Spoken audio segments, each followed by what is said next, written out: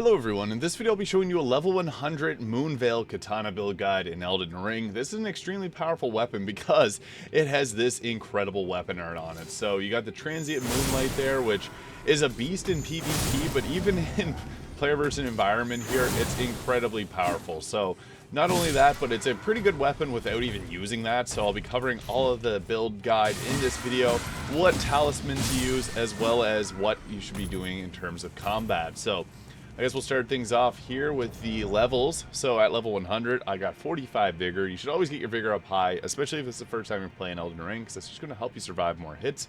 I got 26 mind. Now, as you level, you want to get the mind and intelligence up higher, because these are going to help scale up the magic damage, as well as the amount of times we can use the transient moonlight.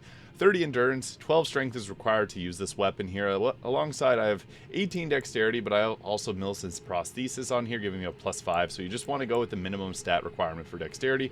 Obviously, more dexterity, the better. I also went with 15 faith. I also, I guess, have this on, changing my stats.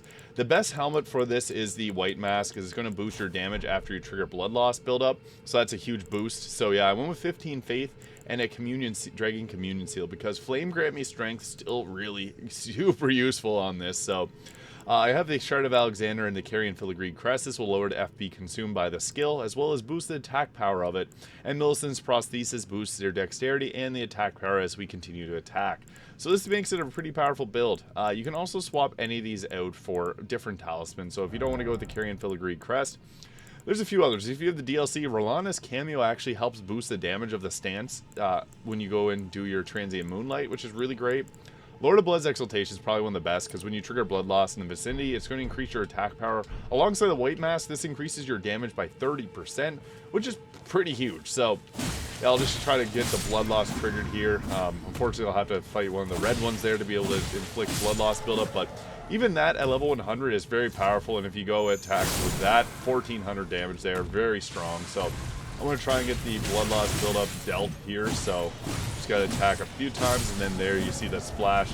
So now once your character has that red glow around them, that means the Lord of Blood's Exaltation is active. So then you can focus on doing your heavy hitting attacks, and that deals a ton of posture damage too, and it hits in a huge area. So to do this, you press L2, and then R1 has a little slash like that comes out quickly, but L2, R2 comes out with that overhead attack, which does a ton of posture damage. Now, even without doing it, you can still deal a ton of damage with this weapon, because it does magic and physical damage, so you get the best of both worlds there. So I'll just refresh the enemies here and get to show you guys again. A good old strategy. I didn't even show you the... I guess I'll put some different talisman on here, because I didn't even use Flame Grant Me Strength, but yeah, we'll swap this out, and we'll put on Rolana's cameo. That's going to increase the damage after we hold a stance. And then with the Shard of Alexander is a really good one, but if you don't got it, you can also go with the Warrior Jar Shard. Additionally, there's also, you can go with the two-handed talisman if you got the DLC for an increased 15% damage. But even the Magic Scorpion Charm is going to increase our magic attack. So starting off, we'd go with Flame Grant Me Strength. This is just going to boost our damage, and it's actually pretty good.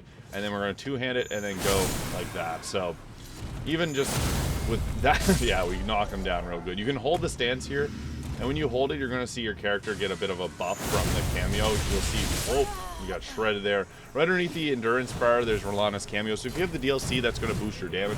If you don't have the DLC, that's all right. I'll show you, I guess, another strategy you can go with here, because the damage of this thing is incredible. It's also very powerful when you're playing in PvP. So if you're someone that likes PvP, this weapon is pretty much broken. So I'll take off Rolana's cameo.